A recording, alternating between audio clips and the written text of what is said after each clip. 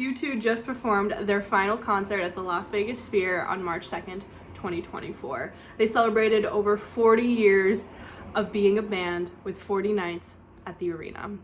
An arena that is unlike anything that has ever been seen before, and what more fitting than to have a band that has been never before seen or understood or been able to be replicated. U2 is the greatest rock and roll band in the entire world and are deserving of every single thing they've achieved and have a career that will be looked at for many years to come. What many don't know is that on February 23rd, 2024, they came out with a documentary called Kiss the Future. It's a collaboration between Matt Damon and Ben Affleck to portray the amazing story of U2 over the last 40 years. But U2 said, you know what? I don't want to have a documentary just about me. I want to showcase what happened in Bosnia. And that was the only way they agreed to do this. U2 has been a band that has shared their stage with the voiceless, with the people who have been told that they don't matter for many, many years. They did it with Bosnia, and they have continued to do it with many different places and times over the past 40 years. Now, if you don't know what happened in Bosnia, the documentary really does go into a good synopsis of what happened, but I will briefly review it. I myself am from Bosnia. My parents are refugees from there. My brother was born there, and I was born in Germany, where they ran away to. They couldn't stay. We weren't allowed to be there. I was actually a threat to them at 2 weeks old. They tried to kick me out of the country, and we ended up getting leave to stay there for another about a year and a half before we moved to America.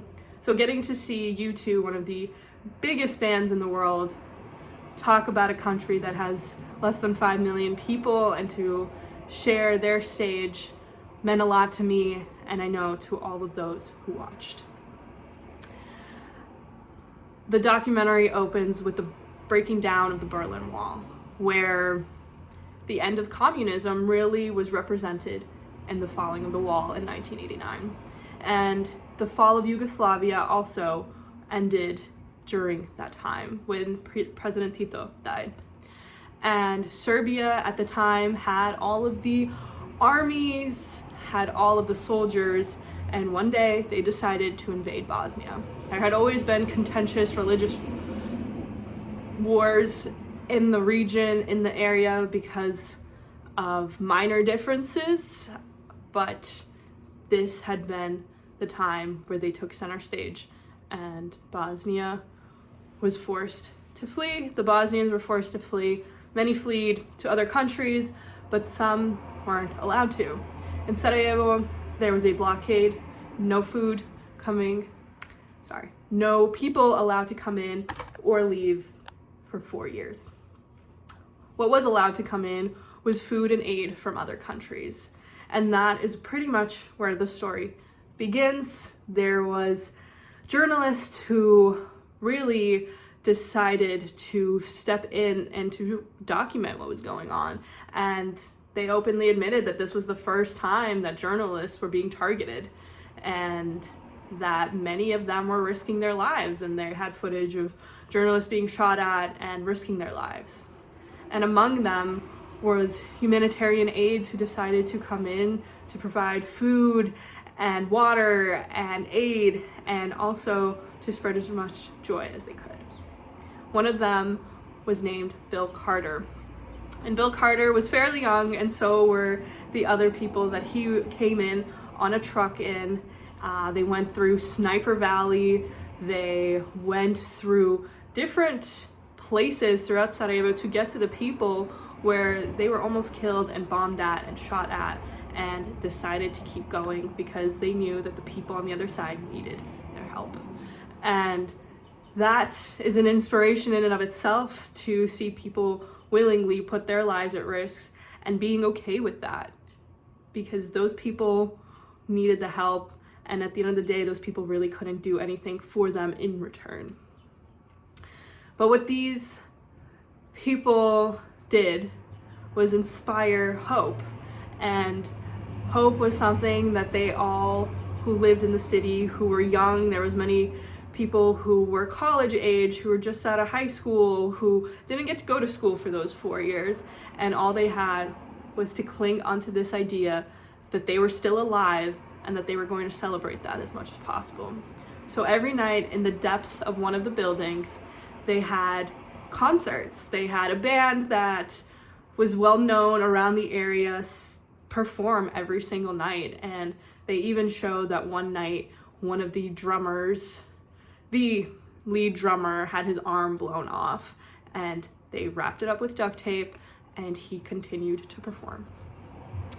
There is a resilience and a resistance in art, and it portrays not only hope but peace and the acceptance that life goes on.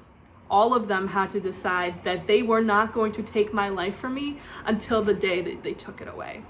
And that was what performing in those basements meant. Other people laughed, they celebrated, and they even showed a few weddings throughout the war. And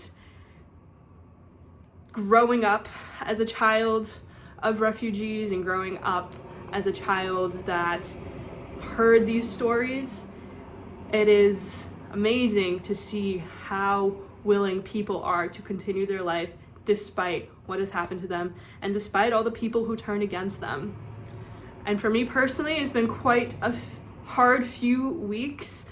I definitely did not face a war, and I've always had that perspective to be able to fall back on. But what has gotten me through this is understanding that the people who want to help you, the people who want to be there for you, will be there no matter what. And the people who decided to leave you, who decided to let you go, to stand behind the people who hurt you, they were never meant to stay with you, and they were never meant to be your people. And it is an act of hope when you see people risking their lives, journalists, regular people, to say, hey, I stand with you and I'm gonna be there with you. Because the moment they decided to help, they became potential victims as well. They were not safeguarded because they brought food with them. They were just as much a target as the rest of them. And Bill Carter was one of these people who was inspired by what he saw and the rock and roll bands that played every single night in the middle of this war zone. And he was just taken aback by how people just decided to fight back and to resist and to say, you cannot take my life until the day that you kill me. And for many of them, that day did come where people died, but for many, they got to live before that. And I encourage you, whatever is going on in your life, whatever is happening, you have the ability and the resistance and the fight within you to get through this. Whether you lost a job or you lost people that you knew or people that you were really close to, you can get through this and you can see through to the other side, because at the end of the day, what other choice do we have? Now, during this time, MTV was still somehow being able to be broadcast in a place they called the Rat Art Room, and on one of these days, Bill Carter saw Bono do an interview where he mentioned what was going on in Bosnia, and he said, I don't know what's happening to them, but I hope that we can stand behind them, and I want to share their story as much as I could. And this was just one interview that Bill Carter saw, and he decided, you two should come to Bosnia and perform. And he was like, I'm gonna make this happen. So he worked closely with the news people in Sarajevo, and he went to the director and he was like, hey, I really need you to write a letter so that I can send it to you two so that they can come perform in Bosnia. And he was like, and they were saying all of this in Bosnian, and they were like, he's crazy and I don't know what he's talking about. This is insane. This is never gonna happen. And then so he was like, okay, fine, like, I'll go away. And then he didn't give up, and he ended up being the one to write the letter, and they signed off on it, and they're like, okay, if you think this will happen, sure. And at the time, U2 was performing in Italy, which was 300 miles from Sarajevo. So Bill Carter said, this has to be the time that we reach out to them. So he sent a fax of this letter to U2's agency in Ireland, and they got a call back saying they want to do the interview. And he took his yellow van, drove it to Italy, to U2's concert, and held up this letter and was like, this is my ticket.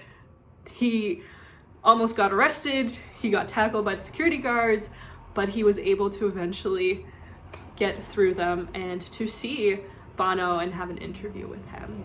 And he told Bono about the rock and roll concerts that were happening in the basements of these buildings, and he said, Bill said to him that they were inspired by U2, that they wanted U2 to be a part of this moment in time with them, and Bono agreed. He was like, and in the moment, both of them were like, you should come to Bosnia and do a concert, and that idea did not come to fruition at the time, but what Bono decided to do was to bring the people of Bosnia to his concerts. And during this time, U2 had a bunch of TVs at their concerts that they would broadcast news from during their concerts, live into their concerts. And so what they decided to do was to hook up a connection in Bosnia so that they can live stream interviews with Bosnians in the concert. And so that's what they did.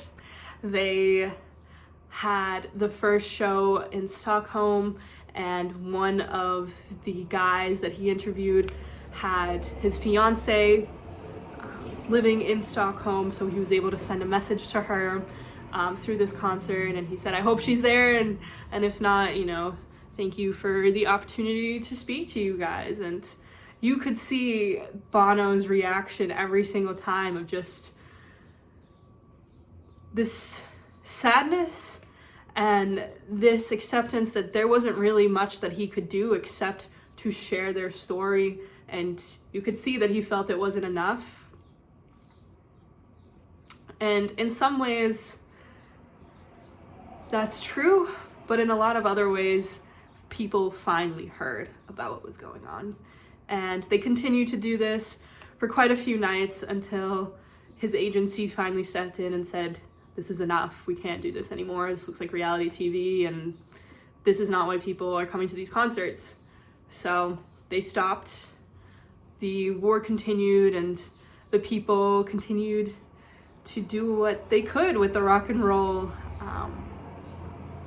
places, with the bands who continued to share their music. And at the end of the day, U2's journey with Bosnia did not stop there. U2 came out with a song called Miss Sarajevo. I will link the trailer and the music all underneath, and it was a pageant where they said that was filmed in the bottom of a basement, which is probably the only safe place that you could be during the siege. And it says, don't kill us, or stop killing us, something like that. I'll put a picture of it. And they created a song called this. And though they couldn't be there, they couldn't perform in Bosnia, they didn't let it go. It wasn't performative. They didn't just do it once and say, look, we tried, we gave them a voice. They kept doing it. They kept going back to this. And at the end of the day, watching it, I was like, U2 was not getting anything out of this. There was not one day where Bosnia was going to be able to pay them for their time, or Bosnians were able to do anything but portray their gratitude. And that's pretty much all U2 and Bono and every band member could ever stand to gain, was a thank you. And as the war continued, and the war finally ended after 4 years in 1995 with the Daytona Accords being signed by Bill Clinton, the war had finally come to an end. and this was in 1995. And U2 finally decided to come to Bosnia. They wanted to perform in the country that they had watched, that they had followed, whose people they got to know through these live streams, through these videos, and to say, hey, I stand with you. So on September 23rd, 1997, U2 was expected to perform, and they told all of their team members, hey, we know that this is a war-torn area. You don't have to come if you don't want to. We completely understand. And every single one of their members ended up going anyway. They showed clips of the concert during the documentary, and they shared the stage with the band that performed those rock and roll nights in those basements, and you got to see them share the stage with the band that inspired them to survive. And they also decided to share the stage with a Muslim singing group to, at the first concert, say, this is going to be different. That Sarajevo will continue to stand as a point of pride for all of these different people who choose to call this place home. And in Sarajevo, you can find an Orthodox Christian church, a mosque, a temple, and a Catholic church, all within a few feet of each other. And it has always stood there to stand as a point of pride to say, we stand as one, and you can't take that away from us. So U2 took the stage, they shared, and they showed up. And many people attribute to the moment that Bono took the stage as the moment that the war actually ended. And you could hear in his voice the emotion and the overwhelming feeling that these people just a few days ago didn't know if they were going to survive, that just a few years ago were in the middle of a war zone, not sure when it was going to end or if they were going to see the end of it. And you could see he was overcome with emotion, and that really was the new beginning. And he said, it's time for you to kiss the future. And that's what Bosnia had to do. It's what its people had to do, and that's what Bono represented for them. It's an amazing documentary, and at the end, they do show what happened to the people who were running this war and who were the leaders and who were the generals, and it is quite shocking to see how much pain was able to be created in just a few years. And the person who was in charge of all of this didn't even stand to see trial. He didn't even get to do that. He either took his life or something along those lines, and I don't even want to give any more space to that. What matters is what Bono did, and what U2 did, and what Bill Carter did, and what all those journalists who decided to stand up and fight for the people of a voice that was taken from them. They stood up for the people who had so much taken away from them, and they also chose to stand up for themselves and to enjoy life as much as they could. And they showed a few weddings, and they showed people fall in love, and one of the couples who got married, still married, and both of them were news journalists at the time. And it was amazing to watch, and I've seen many documentaries about Bosnia. I've heard many stories, and it's been 31 years since the end of the war, and it is still a topic of conversation whenever Bosnians come together. It is still a wound that has in some ways turned into a scar, but it is a moment in time that transformed the lives of many. I am part of the lost generation that never got to call Bosnia home, and to stand between those two places and to look at what happened there and to never really be able to get to call it home because of decisions that I didn't make is something that we all have to struggle with and get through. And there is a lot of pain that people have experienced and are currently experiencing in the world, and that concert was meant to heal the people and to give them hope. And at the end of the documentary, they said, well, wouldn't a concert like that be something that we really need right now? And they showed things going on in the Ukraine and Palestine and all over the world. And they said, I think we need this more now than ever. And I believe that U2, Bono, and everyone who decided to stand up are the beacons of hope that we have all needed. And in a world where so many people stand to the side and stand behind people as followers of a time that is not great, and stand behind people who are just trying to hurt others, it is time for us all to be the Bonos of this world and stand up for the people who can never return to us what standing up for them meant. But what it does for you as a person is it transforms your understanding of yourself. And to be a light to this world is more than just important. It is what this world needs.